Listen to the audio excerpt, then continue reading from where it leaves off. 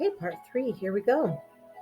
Let's find a way to help you create some stability within your relationship with food, nature, and those man made substances we simply cannot avoid. Balance comes from knowledge and practice of repetition. I'm going to share with you what I've learned in my studies from over the last couple decades to balance my wants versus my needs. Sugar wafer cookies. Now, depending on the day, I could actually tell you I needed those.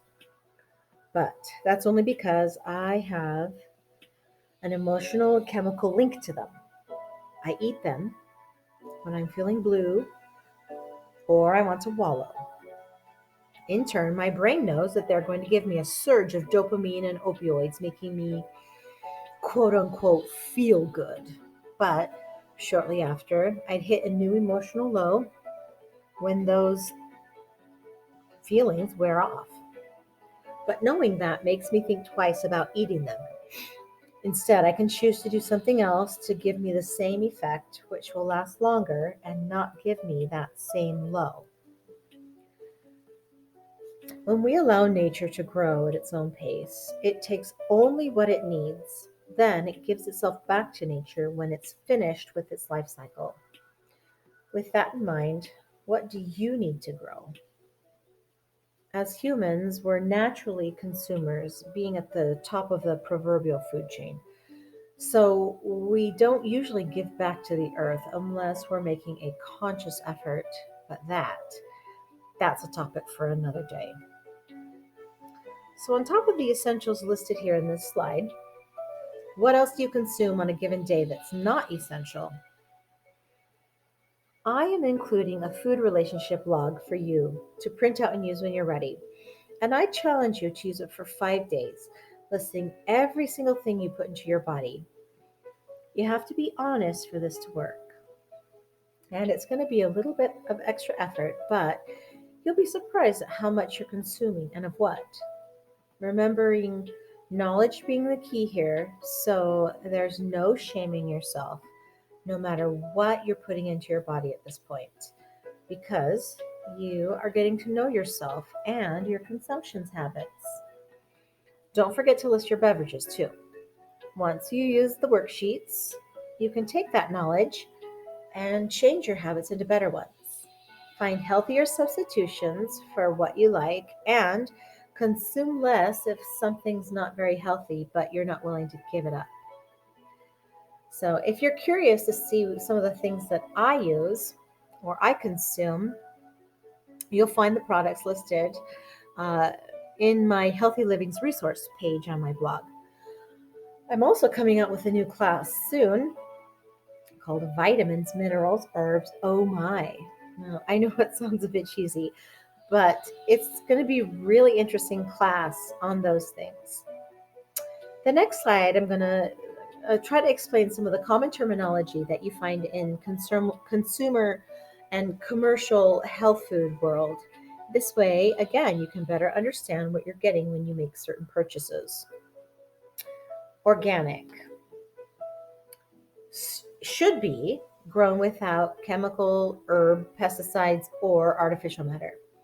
But this label is only as good as the company touting it. So sometimes you have to do your own research about the products that you're using that have this label stamped in their products.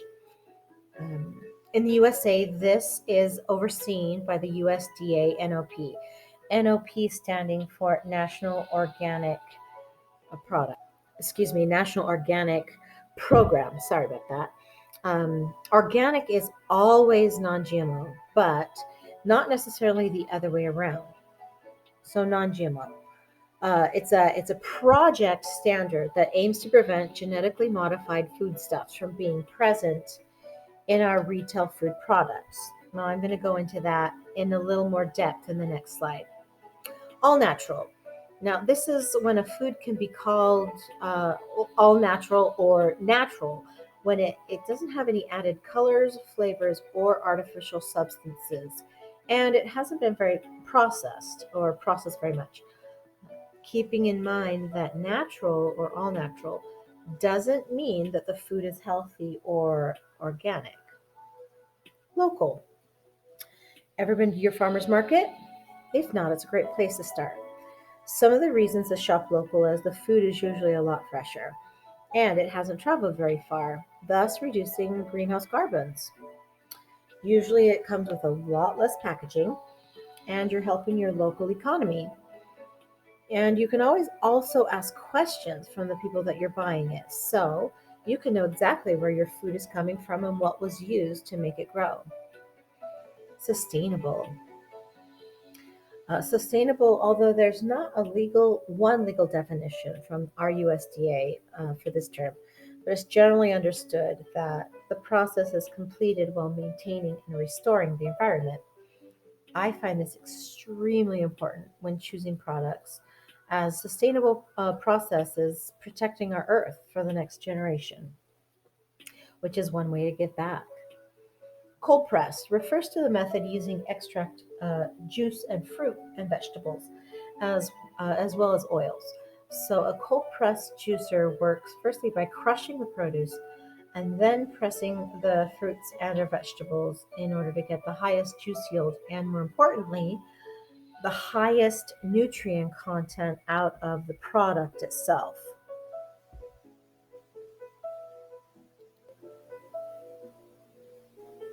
Okay, so we just talked about non GMO foods. Let's talk about GMO foods that are actually in our food chain. GMO, or more recently called bioengineered foods, were originally created to deter pests from ravaging entire crops. So, essentially, a good thing.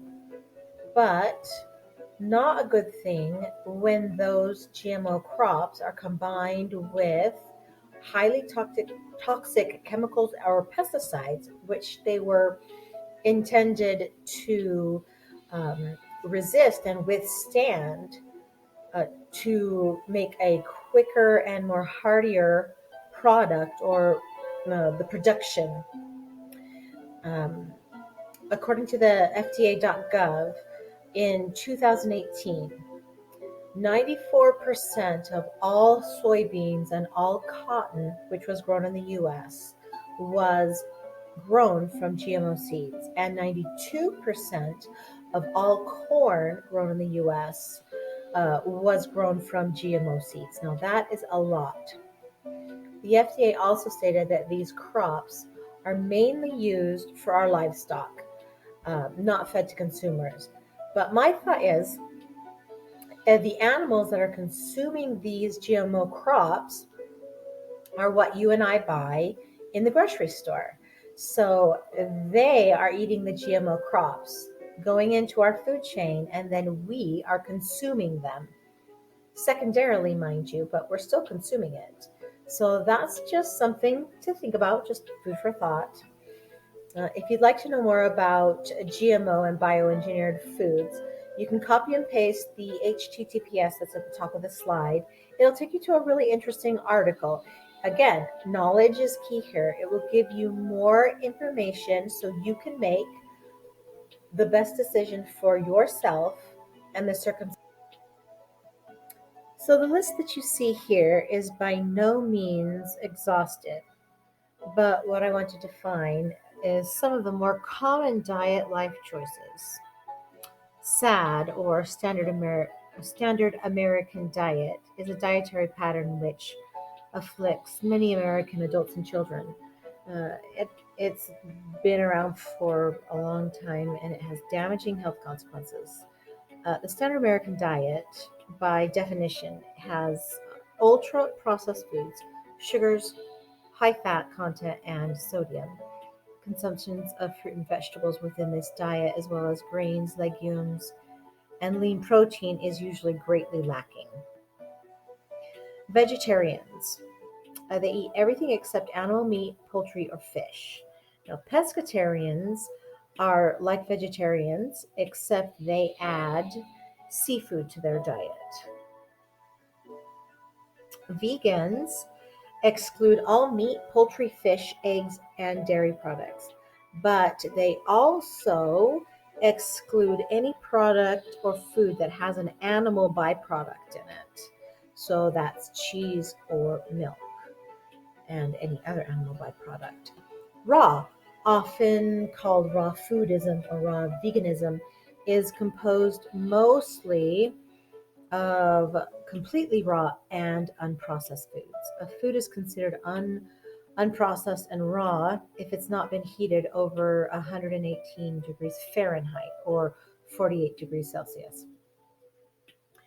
It should also not be refined, pasteurized, or treated with pesticides or processed in any way.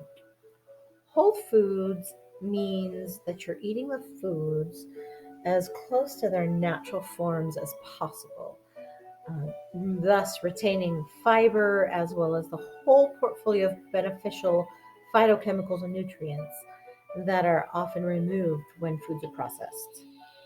Our USDA went from the food pyramid to something called My Plate in 2011, trying to simplify the American diet. Um, their standard is half your plate should consist of fruits and vegetables, a quarter should be lean protein, sorry, and a quarter should be grains with a side serving of low fat dairy. Now, again, I can't say what is best because everybody is different. Everybody's going to have different dietary needs. The nutrition that you're going to need is different from what I might need. You have to find the one that best suits your body. If you would like to delve into this deeper, you can always reach out to your nutritionist or your doctor or a wellness coach. That would be me. If knowledge is key, then experience is king. And as I believe, experience is the best teacher, but only if you choose to learn the lessons from it. Now, you must recognize your own evolution and embrace those changes. You can't fight against them. Change is going to come, it's inevitable. So you might as well learn to love the change. Now, my own diet has definitely evolved throughout my life lessons, changing as the phases of my life change. I was a vegetarian for a good part of the beginning of my adult life. However, bacon doesn't count because to me, bacon is its own food category. I love it. Now, my diet changed again when I got married to a carnivore. And then again, when I had my children, one who came out with severe gut issues, forcing me to do a lot of research and learning about that side of nutrition and healthcare. Now that I am on another new path in my life, a part of that path is to revamp my own healthy living yet again to help myself. And I have again changed my diet. Now, this is what it looks like today. It's, as you can see, very eclectic. I just do everything in moderation. And I leave the side of guilt out when I'm at a birthday party and I want to eat my cake. So, lots of information here. Lots of exciting things to think about. Take a deep breath if you feel overwhelmed. It's okay. We're almost done. And I know you can do this. I also know that change can be hard and scary and sometimes overwhelming. But I'm here and I want you to succeed. If I can help you, reach out to me. I know you can do this. And when it comes to change, and change is going to come, whether you want it to or not. But if you hold your hands out to it and you welcome it, it's not going to be quite as scary. You can look back on your past, knowing that you can't change it, but learning from it. And then learn from today and learn from tomorrow. Good with the bad, they both have things to teach you. Think about what you want in your relationship with food. Then think about what your body actually needs. Trying to bridge the two by making small tweaks here and there. Figure out which diet works best for you. Try it, it doesn't work, try something else and try again if that doesn't work. Just learn from your experiences. And if you're ready for a live or wellness coach, please reach out to me through my bookings page at unshamed.co. I would love to help you on your journey. Remembering evolution in nature is the most natural thing. And if you embrace that part of you, you can flow with that evolution, changing and changing again, and giving back when you can. What we've discussed here is only one of the so many aspects of healthy living. I'll be addressing more in my blogs, as well as upcoming live courses and upcoming classes that will be pre-recorded. You can go to my website and find them. In the meantime, make use of the attachments here from this course. Don't give up. If it seems overwhelming, that is normal and that's okay. Pick one thing, work on that. When you got that under your belt, add something else. And when you're ready, I am here to support you.